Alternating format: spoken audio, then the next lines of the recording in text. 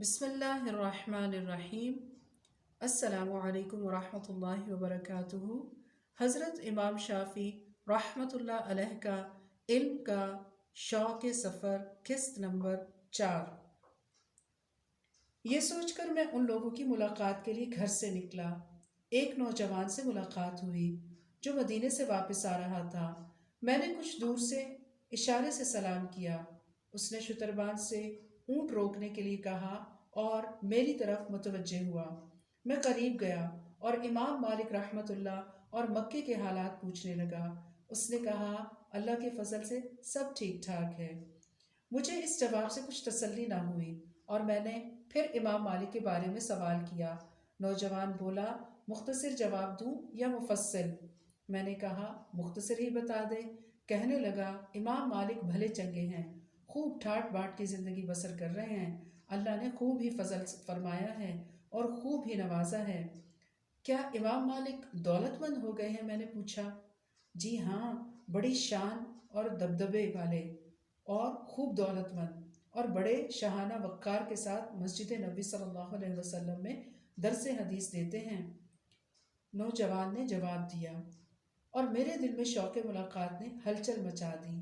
سوچا، فقر و فاقہ کی حالت میں تو اس بندہ مومن کو دیکھا ہی تھا، اب دولت کی ریل پیل میں بھی دیکھا جائے کہ اللہ کے اس بندے کا کیا حال ہے۔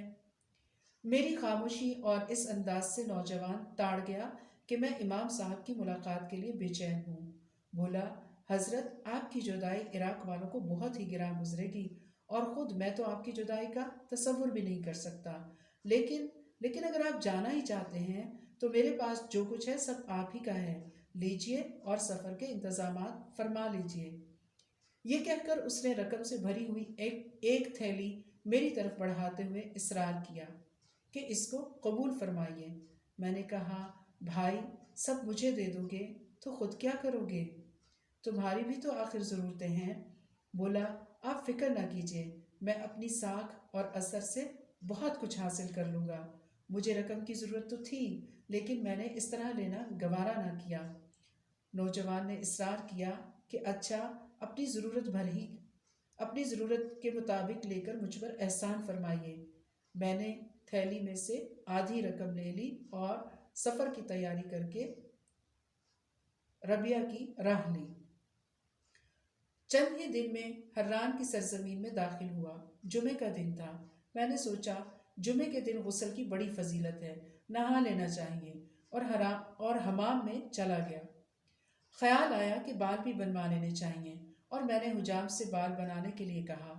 حجام نے ابھی آدھے سر کے بال کاٹے تھے کہ شہر کا کوئی رئیس حمام میں آیا اور حجام کو حجامت کرنے کے لیے بلوایا۔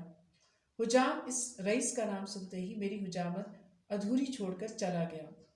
کچھ دیر کے بعد حجام واپس آیا اور مجھ سے بولا، آؤ بھائی، تمہارے بال بنا دوں۔ شہر کا ایک معزز آدمی آ گیا تھا اور میرا فوراً جانا ضروری تھا، مگر اب میں نے بال بنوانے سے انکار کر دیا۔ حجام نے میری بات کی کوئی پرواہ نہ کی اور اپنے کام میں لگ گیا۔ مجھے اور بھی ناگوار گزرا، مگر میں اب کیا کرتا؟ اب میں حمام سے باہر آیا اور جو رقم میرے پاس موجود تھی سب اس حجام کے ہاتھ پر رکھی اور اس سے کہا، تم نے بڑی حماقت دکھائی، خبردار کبھی کسی پردیسی کو ایسا حقیر مت سمجھنا۔ حجام کبھی اس بھاری رقم کو دیکھتا، کبھی مجھے دیکھتا، اور اس کی سمجھ میں نہیں آیا کہ کیا کرے، اور میں اسے اس کی بدسلوکی پر ملامت کر رہا تھا۔ لوگ یہ تماشا دیکھنے کے لیے جمع ہو گئے اور الٹا مجھے کو برا بھلا کہنے لگے کہ بھلا حجام کو بھی کوئی اتنی بڑی رقم دیتا ہے، عجیب آدمی ہے۔ یہ تماشا ہو ہی رہا تھا کہ شہر کا کوئی اور رئیس حمام سے باہر نکلا۔ اس کے سامنے نوکروں نے سواری پیش کی۔ ادھر میں اونچی آواز میں حجام کے اس مسخرے پر کچھ تنبیہ کر رہا تھا۔ میری آواز جو اس کے کان میں پڑی تو فوراً گھوڑے سے اترا اور میرے پاس آ کر بولا، حضرت کیا آپ امام شافعی ہیں؟ میں نے کہا، جی ہاں، میں شافعی ہوں۔ یہ سنتے ہی اس نے اپنی سواری میری طرف بڑھا دی اور بڑی عاجزی سے بولا، حضرت سواری پر بیٹھیے اور غریب خانے کو رونق بخشیے۔ میں بے تکلف سواری پر بیٹھ گیا۔ اب غلام سر جھکائے آگے چل رہا تھا اور میں گھوڑے پر سوار تھا۔ یہ منظر دیکھ کر وہاں کھڑے تماشائی اور زیادہ حیران ہوئے کہ یہ کون عجیب و غریب پردیسی ہے کہ اپنی ساری جمع پونجی پردیس میں ایک حجام کے حوالے کر کے چلا گیا، اور اس جیسے رئیس نے اپنی سواری اس کے حضور پیش کر کے عزت محسوس کی۔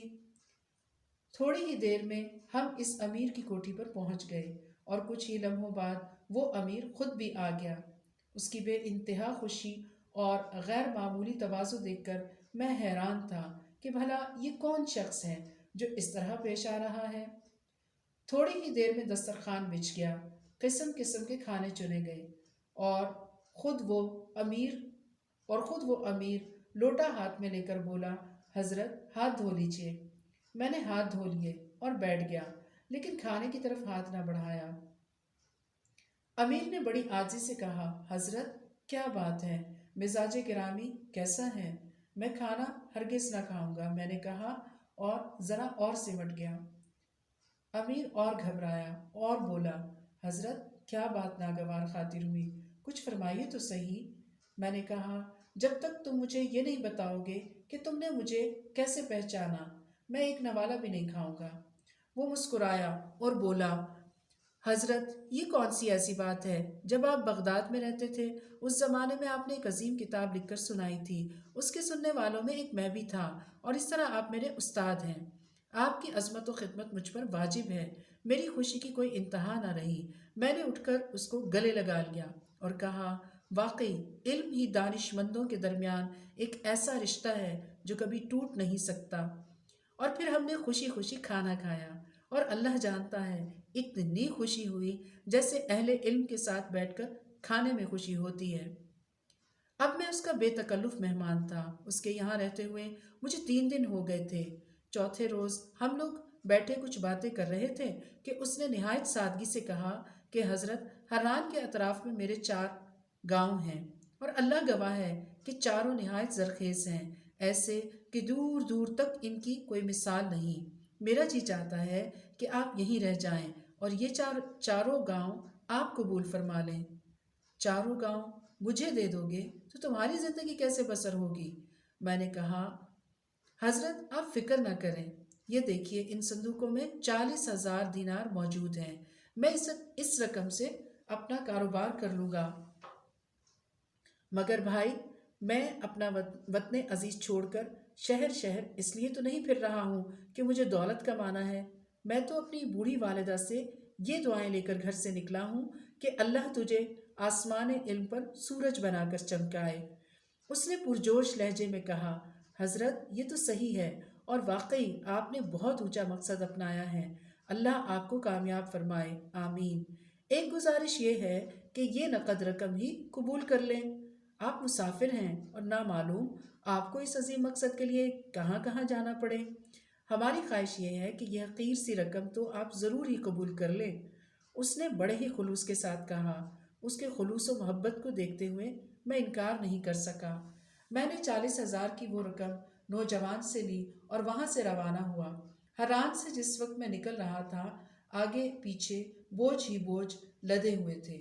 فوراً مجھے اس وقت کا خیال آیا جب میں حران میں داخل ہو رہا تھا، اور میری زبان سے نکلا، اللہ تو بڑا ہی بے نیاز ہے۔ ابھی 4 دن پہلے جب میں حران میں آیا تھا تو حجام نے میرے ساتھ کیسا ذلت کا سلوک کیا تھا، اور اب یہاں سے رخصت ہو رہا ہوں تو اس شان و شوکت کے ساتھ کہ دولت سے لدا ہوا ہوں۔ مگر اللہ کا شکر ہے کہ میرے دل میں لمحہ بھر کے لیے بھی مال کی محبت پیدا نہ ہوئی۔ راستے میں احمد بن حنبل ملے، سفیان بن عینیہ ملے، اور اوزائی ملے، اور حدیث کے دوسرے بہت سے علماء ملے، اور میں نے سب کو دل کھول کر دیا۔ جب میں شہر رملہ میں داخل ہوا تو میرے پاس 40,000 کی اس رقم میں سے صرف 10 دینار باقی رہ گئے تھے۔ رملہ میں نے کرائے پر سواری لی اور اپنے پرانے محسن حضرت مالک کی ملاقات کے لیے حجاز روانہ ہوا۔ منزلوں پر منزلیں طے کرتا ہوا آخر 27ویں دن نبی صلی اللہ علیہ وسلم کے شہر مبارک میں داخل ہوا۔ عصر کی نماز سے لوگ فارغ ہو چکے تھے۔ میں سیدھا مسجد میں پہنچا اور نماز عصر ادا کی۔ اب کیا دیکھتا ہوں کہ مسجد میں لوہے کی ایک شاندار اونچی کرسی رکھی ہوئی ہے جس پر نہایت خوبصورت گدا پڑا ہوا ہے۔ اور ایک بیش قیمت مصری تکیہ جمع ہوا ہے اور اس پر لکھا ہے لا الہ الا اللہ محمد الرسول اللہ۔ میں ابھی کرسی کو حیرت سے دیکھ ہی رہا تھا کہ باب النبی صلی اللہ علیہ وسلم کی طرف جو نظر اٹھی تو کیا دیکھتا ہوں کہ مالک بن انس رحمۃ اللہ شاہانہ کردار کے ساتھ آ رہے ہیں۔ مسجد خوشبوؤں سے مہک اٹھی۔ امام صاحب کے پیچھے حدیث کے شائقین چلے آ رہے تھے جو تعداد میں 400 سے زیادہ ہوں گے، اور میں نے دیکھا کہ 4 آدمی امام مالک کے جبے کا دامن اٹھائے سر نیچے کیے چل رہے ہیں۔ امام صاحب نہایت وقار کے ساتھ مسند پر آ کر بیٹھ گئے، ایک نظر مجمع پر ڈالی اور درس شروع ہوا۔ آج کے درس کا موضوع تھا جرح عمد، یعنی اگر کوئی کسی کو قصداً زخمی کر دے تو کیا کیا مسائل پیدا ہو سکتے ہیں۔ میں بھی ایک طرف کو خاموشی سے بیٹھ گیا۔ امام مالک نے جرح عمد کا ایک مسئلہ پیش کیا۔ طلباء سوچنے لگے۔ میرے قریب ایک ان پڑھ بیٹھا ہوا تھا، مجھ سے رہا نہ گیا اور میں نے آہستہ سے اس کو بتا دیا کہ مسئلے کا جواب یہ ہے۔ اس نے اونچی آواز سے امام صاحب کو مخاطب کر کے جواب عرض کیا۔ امام صاحب خاموش رہے اور طلباء کے جواب کا انتظار کرنے لگے۔ طالب علموں نے جواب تو دیے لیکن سب غلط تھے۔ مالک نے فرمایا کہ سب جواب غلط ہیں، صرف پہلے شخص کا جواب صحیح ہے، اور آپ نے وہ جواب اپنی زبان سے دہرایا۔ یہ دیکھ کر وہ شخص بڑا خوش ہوا۔ امام مالک نے دوسرا مسئلہ پیش کیا۔ طلباء سوچنے لگے۔ وہ آدمی پھر میرا منہ دیکھنے لگا۔ میں نے پھر جواب بتا دیا اور اس نے اونچی آواز میں پھر جواب بیان کیا۔ طلباء نے بھی اپنی اپنی سمجھ کے مطابق جواب دے دیے۔ امام مالک نے سب کے جوابات غور سے سنے اور فرمایا کہ سب کے جواب غلط ہیں، صرف اس پہلے شخص کا جواب صحیح ہے۔ اب تو وہ شخص بہت ہی خوش ہوا۔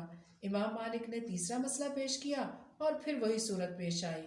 اب تو اس ان پڑھ شخص کی طرف لوگوں کی نگاہیں اٹھنے لگیں اور امام صاحب بھی متوجہ ہوئے اور بڑے پیار سے فرمایا، یہاں میرے قریب آئیے، وہ جگہ آپ کی نہیں ہے۔ یہ شخص چاروں طرف نظر ڈالتا ہوا امام صاحب کے قریب پہنچا اور بیٹھ گیا۔ امام مالک رحمۃ اللہ نے ان سے پوچھا، کیا آپ نے موطا کا مطالعہ کیا ہے؟ وہ شخص، جی نہیں، میں نے تو موطا دیکھی بھی نہیں۔ مالک، کیا ابن جریج کے علم پر آپ کی نظر ہے؟ وہ شخص، جی نہیں، میں نے ابن جریج کی کوئی کتاب بھی نہیں پڑھی۔ مالک، کیا آپ جعفر ابن محمد صادق سے ملے ہیں؟ وہ شخص، جی نہیں، میں نے ان سے کچھ نہیں پڑھا ہے۔ مالک انتہائی حیرت میں، پھر یہ اتنا گہرا علم آپ کو کیسے حاصل ہوا؟ اب وہ ان پڑھ حیران ہو کر کیا جواب دے، پھر بڑی سادگی سے بولا، حضرت، جوابات میرے نہیں تھے، یہ سب جوابات اس نوجوان کے ہیں جو اپنی عالمانہ شان چھپائے بیٹھا ہے، اور میری طرف اشارہ کیا ہے۔ میں ذرا دور ایک طرف کو بیٹھا تھا۔ اب تو امام مالک نے بھی منہ پھیر کر مجھے دیکھا اور شاگردوں کی گردنیں بھی اٹھیں۔ امام مالک نے اس شخص سے کہا کہ جاؤ تم وہیں بیٹھو اور اس عالم نوجوان کو میرے پاس بھیج دو۔ وہ شخص میرے پاس آیا اور میں فوراً اٹھ کر امام مالک کے مسند کے قریب ادب کے ساتھ بیٹھ گیا۔ امام مالک رحمۃ اللہ کچھ دیر مجھے دیکھتے رہے، پھر بولے، کیا آپ محمد ابن ادریس شافعی ہیں؟ میں نے آہستہ سے جواب دیا، جی ہاں، خادم شافعی ہے۔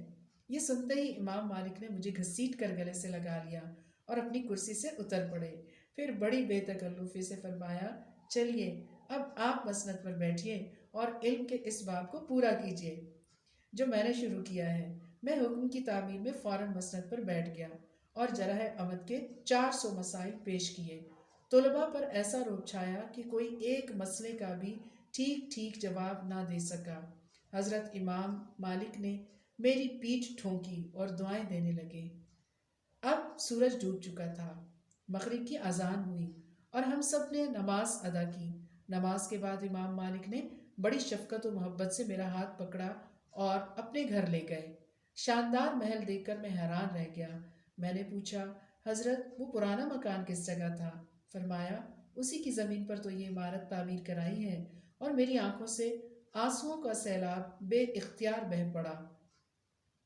یہ دیکھ کر حضرت مالک رحمۃ اللہ علیہ پر بھی رقت طاری ہو گئی اور بھررائی ہوئی آواز میں بولے، شافی، آپ روتے کیوں ہیں؟ کیا آپ یہ سمجھ رہے ہیں کہ میں دنیا کا طالب بن گیا ہوں اور آخرت کو میں نے دنیا پر قربان کر دیا؟ میں نے کہا حضرت اسی اندیشے نے میری حالت غیر کر دی اور میرا دل دہل رہا ہے۔ فرمایا شافی آپ واقعی سچے دوست ہیں اور مجھے توقع ہے کہ جب تک آپ جیسے دوست مجھے میسر ہیں انشاءاللہ میں دنیا کی فانی لذتوں میں پھنس کر آخرت کو نہیں بھولوں گا۔ یہ جو کچھ آپ دیکھ رہے ہیں محض اللہ کا فضل ہے، میری کوششوں کو اس میں کوئی دخل نہیں۔ یہ شائقین علم کے تحفے ہیں جو خراسان سے، مصر سے اور دنیا کے دور دراز گوشوں سے برابر چلے آ رہے ہیں۔ اور آپ جانتے ہیں کہ ہمارے اور آپ کے آقا حضرت محمد صلی اللہ علیہ وسلم ہدیہ رد نہیں فرمایا کرتے تھے، اور میں نے بھی سنت کی پیروی میں کوئی تحفہ رد نہیں کیا۔ تحفوں میں دوست احباب نے وہ سب کچھ بھیجا ہے۔ اس وقت آپ چل کر دیکھیے مصر اور خراساں کے ایک سے ایک نفیس تقریباً 300 جوڑے بکسوں میں رکھے ہوئے ہیں، اور تحفوں کا یہ سلسلہ ابھی بھی برابر جاری ہے۔ اب یہ سب جوڑے آپ کے ہیں، میری خواہش ہے کہ آپ یہ دوستانہ ہدیہ قبول کر لیں، اور یہ جو صندوق رکھے ہیں ان میں 5000 سونے کے دینار ہیں، اور میں پورے اہتمام سے ہر سال ان کی زکوٰۃ ادا کرتا ہوں۔ اس میں سے بھی آدھی رقم آپ کی ہے۔ اور میں نے دیکھا کہ امام مالک یہ کہتے ہوئے بڑی خوشی محسوس کر رہے تھے۔ میں امام مالک کے چہرے کو دیکھ رہا تھا اور میرے دل کا گوشہ گوشہ امام صاحب کی عظمت کو محسوس کر رہا تھا۔ تیسری بار مجھے احساس ہوا کہ مالک بہت ہی بڑے انسان ہیں، ایسے شخص پر ذلیل دنیا کبھی اپنے پنجے نہیں گاڑ سکتی۔ میں نے کہا حضرت میں آپ کی اس مخلصانہ پیشکش کو کیسے رد کر سکتا ہوں، مگر حیران ہوں کہ آپ کا شکریہ میں کیسے ادا کروں۔ آپ نے دین کی دولت تو مجھے دی ہی تھی، دنیا کی دولت سے بھی مالا مال کر دیا۔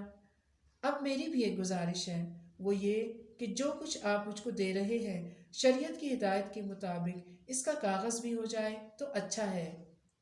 وارث آپ کے بھی ہیں اور میرے بھی۔